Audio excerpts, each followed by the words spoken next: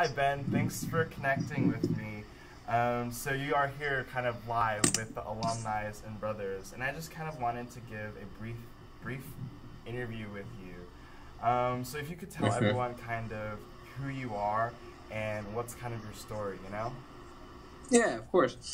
So I'm Ben, and I'm a 2016 UVA grad. I graduated with a double major in commerce and physics. So right now I am currently in Lucknow, India. I'm working for a nonprofit called Study Hall Education Foundation. So what I'm doing here is I'm teaching across 4 different schools, teaching theater, and I'm teaching a business class as well. And the organization, the way it runs is it runs a lot of different schools for really underprivileged people within India. So I do that, I teach, and then I also work in the main office and have some different projects going on there. And after that, so I will be working here until February, and then I'll be working at McKinsey in Atlanta, Georgia. Sweet. So how do you like it so far? It's been incredible. So I have a great team that I work in the office, and they've been really amazing with showing me around the area and showing me all the good places to eat and making me really get accustomed to this living environment. And just India in general, I don't know. I just really mesh with the culture of the country. People are very just friendly and warm and laid back, but everyone really is passionate and cares about different things. And I think at the end of the day, they just they don't really think too much. They just know things are going to flow and things are going to work out. And I just jive with their mindset. Yeah, everything is a lot chiller than being in comm school, oh yeah, right? oh yeah. So I think you told me earlier how you had a bit of difficulty kind of teaching the kids and stuff like that. Could you tell me a little bit about that? Yeah, so teaching the kids is always an interesting problem I deal with. So there are some students who have great English and they understand me and there's no problem. And then there's a lot of students who don't understand really any English at all. And so I have to use a lot of body language. And I have to do a lot of examples, and I'll get really up close with the kids, and I will literally take their hands and move them so that they have an understanding of what I'm trying to communicate to them. And I've picked up a few Hindi phrases, so I try to use that to try to get them to understand some key concepts.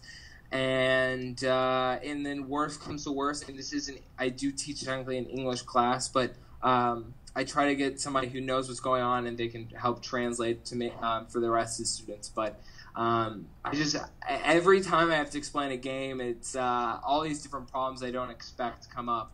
I remember one time I was asking the kids, say a verb or action that you like doing, and they were like, "What's the word like?" And I was like, "What do you mean the word like? This should be the most basic word." Oh, so it's always an interesting challenge.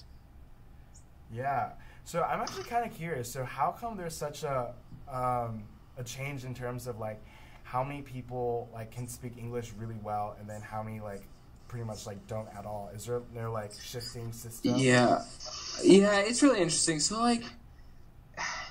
India is a confusing place when it comes to languages. So there's sort of 50. I think it was 26, 50, I don't know. There's a bunch of languages that are technically their national language. And English is one of them, and English is taught in a lot of schools as one of the primary languages. And it's actually one of the most universal in India. So if I were to go down south and I were to speak English, someone would understand me. But if I were to go down south and speak Hindi, there's a chance they wouldn't understand me. Oh, wow. Which is crazy to me. For sure. So everyone just has English in a very different from their different background from their home. So some parents will be maybe a shopkeeper and they have to use a little bit more English. But some parents are laborers and use no English, so they don't get any thing from that environment. It also depends how long some of these people have been within these school programs. So some people won't know about this school, which where I teach, they try to teach more English. So they might come in late. And then also the age groups I teach in are crazy. So Really? I teach this at this all boys school, and they're from 12 to 18. Oh my god! So there's a wide range of their abilities, just having exposure to English. Yeah, that's crazy. So what's been like, aside from teaching, what's kind of been like the most difficult challenge that you kind of have to face, like in India, or like your transition there? Right, yeah. So, I mean, the transition never was that bad just because I had a lot of people helping me out. But then on the flip side, I guess the biggest challenge is not having as much independence as I'm used to in America. It's just so much harder to do anything here because some people speak English and some people don't. And, I always have to be careful with food. And I don't know. It's just everyone is very... like they're great caregivers of me, but then yet again, like they're overprotective and they're like making sure they're like over worried about my safety and everything like that. So I'm kind of always looked on a microscope, and I kind of feel like all my actions are being watched, and I just feel like I don't have as much freedom as I'm used to. Gotcha, like a little suffocating, right? A little suffocating for sure. So speaking of help, I heard that like you met up with Yash, who's our brother Highlight. Could you tell me a little bit about your experience with him and his family? Yeah, hanging out with Yash was awesome. I only got to hang out with him for like 3 days, but each day was super fun. His family has a lot of restaurants in the city, so I got to go to some of them, and they were great. And then I had a lunch at their house, and it was the best Indian meal I've ever had in my life, and potentially one of the best meals I've ever had. Dang. So it was really fun. I got to like see his high school and meet some of his friends. And I met his family, and I'm hoping to meet up with the family again soon. Yeah, that's awesome. So yeah, it was great, and I just I can't wait for him to come back. Yeah, for sure. I think he's going back winter. Oh yeah.